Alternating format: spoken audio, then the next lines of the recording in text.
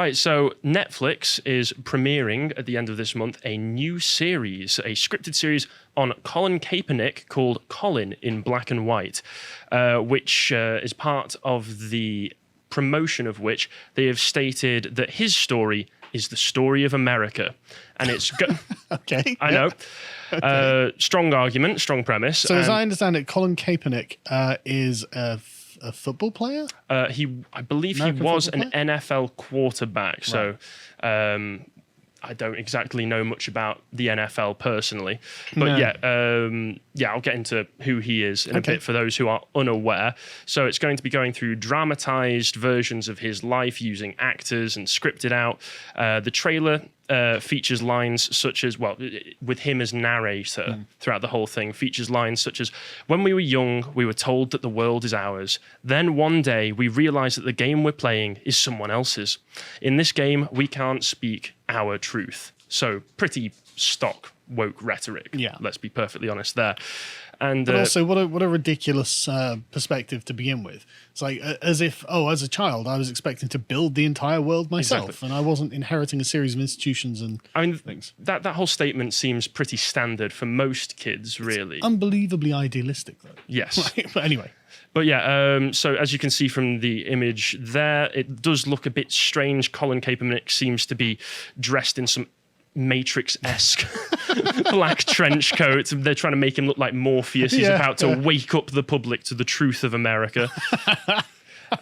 Yeah, that's fantastic, actually. Yeah, and it's states on here that it's co-created by Kaepernick himself and a filmmaker called Ava DuVernay, some of whom out there may be familiar with her work, such as the classic A Wrinkle in Time, which was not well loved by people. It was trashed by people. If you were aware of the woman who played Captain Marvel a few years ago.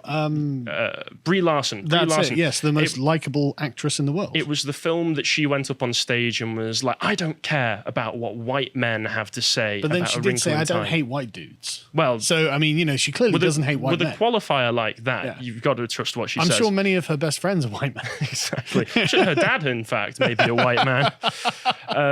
But she's also directed a number of what you could describe basically as black propaganda documentaries, such as 13th, which I scrubbed through a bit of earlier because it's all available on YouTube as well as Netflix, which is basically a sensationalist, emotionally charged, critical race theory documentary about crime in America and all that sort of stuff. It's one of those things that will just throw argument on argument on argument without any explanation to kind of create a mirage of oppression.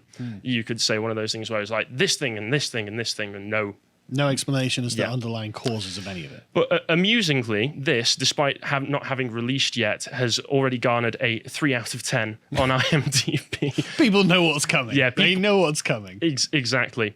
So, if we go over to the next link, people who may be unaware of who Colin Kaepernick is, this kind of spells a bit of it out, from one man kneeling to a movement dividing a country. So he was the first sports player in America to take a knee back in preseason NFL 2016 during the national anthem, and it was in protest of a couple of police shootings of black men that had happened in the weeks previous.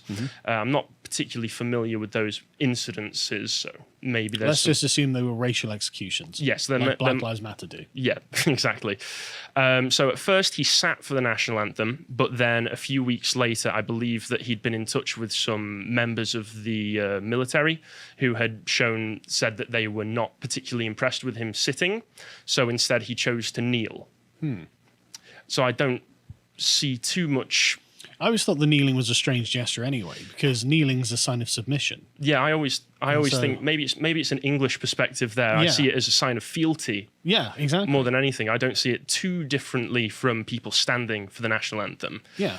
But yeah, so that is, as we all know, kind of morphed into the adoption of kneeling for lots of national anthems for anybody who specifically tends to want to support BLM. We saw this earlier on in the year with the kneeling of England at the Euro Cup. And this article in particular kind of talks about Colin Kaepernick's background and why he chose to become more politically involved. And it talks about him reading post-colonial theory, people like Frantz Fanon. Exactly. Well, there we go. There you go. Which, as far as I'm aware and as far as I'm read up on, is basically intended to demonize Western cultures by positioning anyone within like an ethnic minority as being a hostage to the native culture. They call them subordinated people. Yeah, that sounds... That's the term the critical race theorists use. Yeah, it sounds about right. So if he's familiar with and a fan of that kind of content, then it's no wonder that he hates his country so much. Yeah. Speaking... Well, the entire thing is designed to demonize Western civilizations. Yes, and promote other ways of knowing. Yeah. Oh, yeah. Absolutely.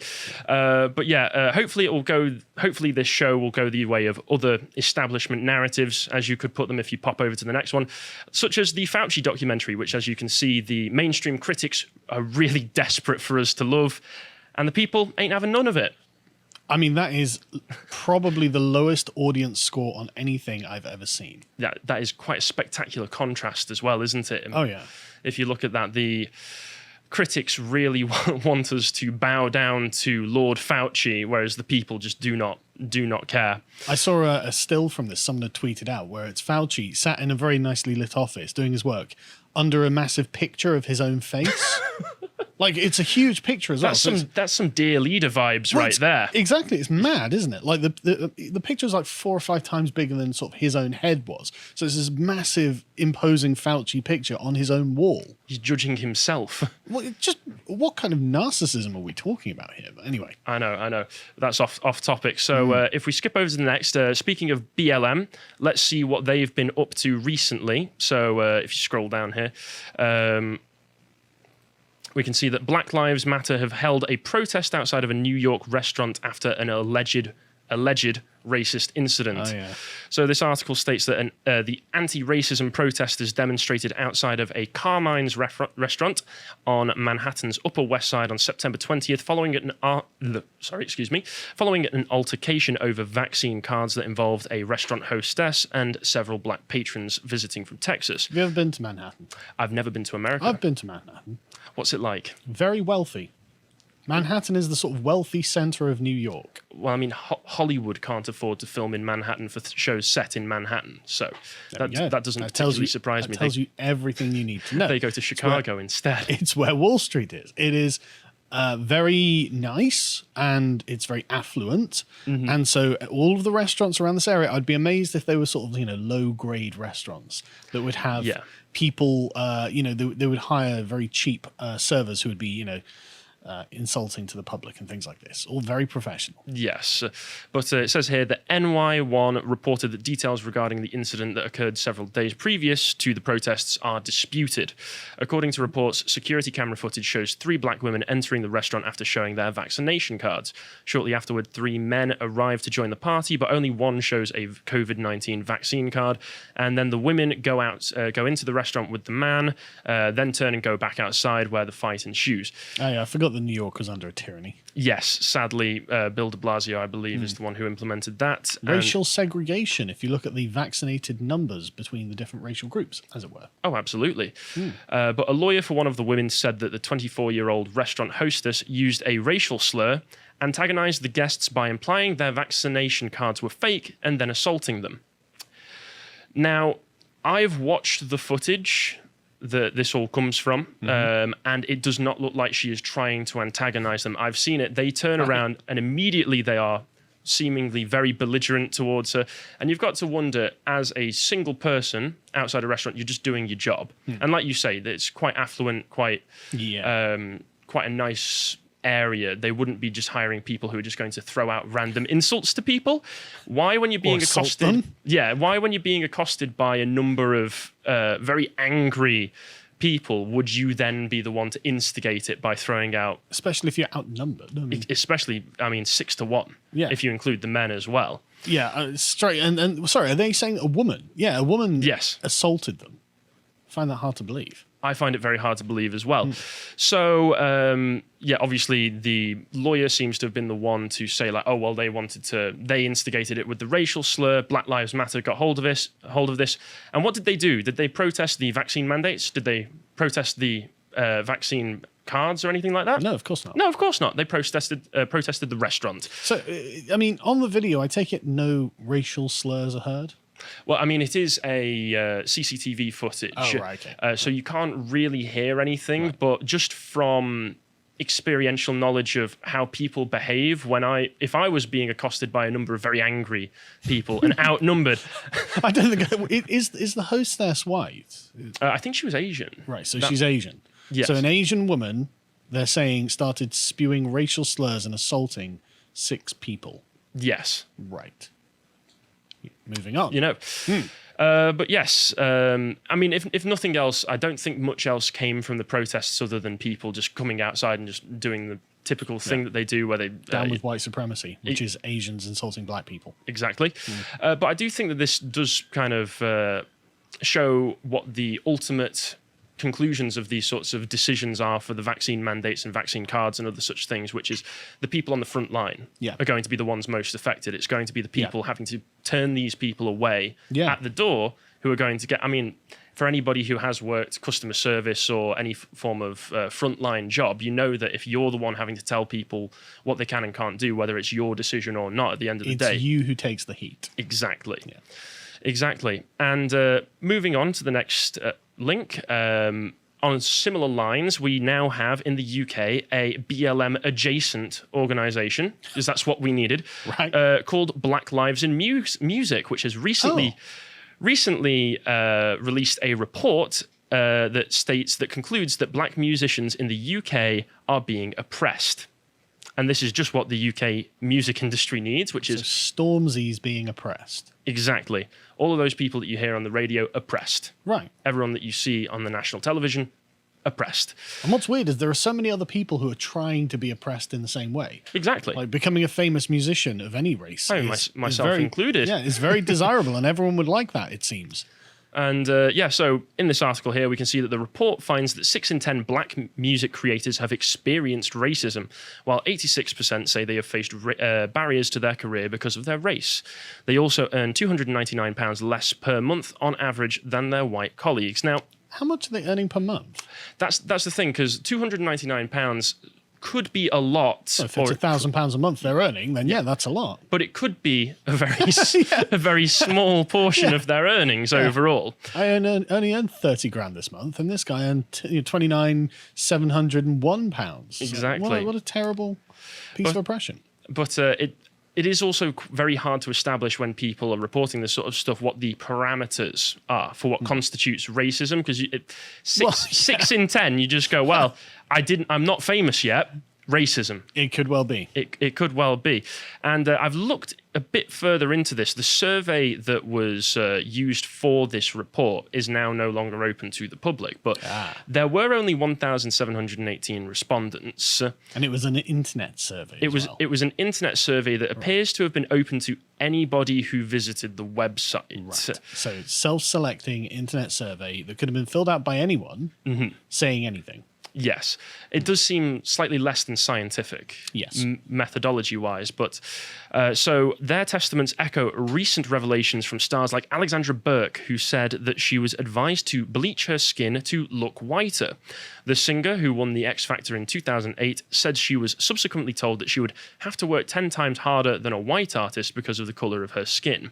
Oh yeah, as if there are just no famous black people around. Exactly. They've got no talent. They're never on TV singing and dancing. The 60s, 70s and 80s and even the 50s, if you go back there. Little Richard never happened. Yeah. Jimi Hendrix. Yeah, well, what who are we was talking he? about? But I mean, okay, let's say someone did say that. Who said that? If I were to guess, from my knowledge, it was probably marketing people. Right. And who are you marketing your music towards in England? Well, sure, but I mean, like, name the person who said that. I want some accountability here. Yeah. Like, let's out the racist. That's what I say. Go for it. You know, and I'm not in the UK music industry. I don't care. You know, let's have them go on their racist witch hunt and let's hear who actually said this. Yeah, exactly. I mean, at the end of the day, for the consuming public, if this sort of thing is blocking potentially great music from being released out there, Absolutely. why not? I mean, I don't think it will be, but, you know, I'm cynical. Yes. But it says, once you're part of a record label or a system, there are lots of complexities within that framework. What your budgets are versus someone else. You're a rapper, so this is your budget and you're black, but this is a folk artist who's from like Shropshire, and this is their budget, and they haven't sold as many records as you, but we think they're more viable, so we're going to spend more. Oh, yeah. I don't see how this is particularly race specific. But I love the idea that there are folk artists from Shropshire who are getting millions of dollars from the big labels. I mean, maybe in the 70s, perhaps. Not Sure. Not so much anymore. Yeah. And once again, these issues are just for anybody going into what is an incredibly competitive business. If they only have a certain level of budget for a particular artist, they are going to go for the person who is more viable. So, but I kind of hate big labels anyway. I kind of hate in the same way I just hate all of the sort of corporate centralization, and I do think they probably do get an unenviable amount of power over the individual artists themselves. And with the way that the internet is, well, why can't you just be independent? Frankly, you know, you're doing it to reach the very upper echelons of fame and fortune. And absolutely, there are many stories from decades past of artists who were part of like what you could call pioneering genres, bands that I'm a fan of, like Black Sabbath, doing heavy metal in the 70s, who were told by labels, "You'll never make it. We need you to write pop music for us. You can't do what you want." So, well, this happened to the Beatles, didn't it? Almost definitely. I mean, they started off doing covers, didn't they? Yeah, but the first I recall reading a story like just the first labels they applied to all told them, no, we're not interested. You'll never go anywhere. It's like, that was a mistake. You know? Yeah. And you do have services like Bandcamp, and you can even go on YouTube and SoundCloud and just get your music out that way. Yeah. But yes, the report found 31% of black creators believe that their mental well-being had worsened since starting their music career, rising to 42% of black women. I'm sorry, you're in a business that has a big drug culture around it, and if you do make it, you're going to be on a tour bus away from your family and friends for months at a time. Yeah. So what are you expecting there? And not just that as well. There's something about fame and fortune that definitely distorts people's view of reality. Absolutely. Just look at Miley Cyrus. Yeah, exactly. People like that. Like, obviously, these are not healthy industries. And I mean, who thinks that the Hollywood, the music industry, who thinks that these are industries of wholesome industries with good mental health and good sport? No, these are predatory industries that literally go around looking for something that will make money and shining them in front of the world, making them exposed to everything all the time, everywhere, and then just dumping them when they're no longer of any use. Yeah, I mean, people searching specifically for fortune and fame are particularly vulnerable to this sort of stuff. I mean, look at Hollywood. Yeah, exactly. Yeah, exactly. But before we go on too long, the article continues like that. People just basically complaining that they're not rich or famous yet, or not rich or famous enough. Yeah.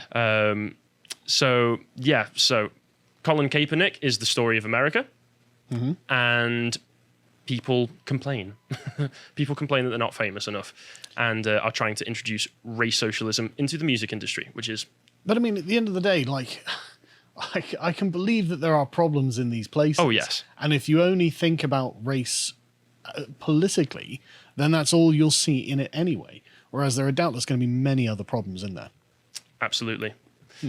If you enjoyed that segment from the podcast The Lotus Eaters, you can watch the full thing at 1 p.m. every weekday at lotuseaters.com, or you can sign up to get access to all the premium content we have on the site. Yeah, we've got loads of really good stuff. Every week we have a Contemplations and Epochs episode that goes up, and in the Contemplations we talk about just interesting things, and the Epochs episodes are probably my favourite because I love talking about history. This latest one is we're doing a bit of a series on the 100 Years' War and why England kept winning. And we've not finished it yet, and you're going to really enjoy the end of that one. But we've also got other excellent episodes that we do, like the book club. The most recent one was Shooting an Elephant by George Orwell. This was about his time in Burma as a colonial officer. and when he was tasked with the shooting of a rampaging elephant. And it's really, really interesting what the circumstance of the thing was.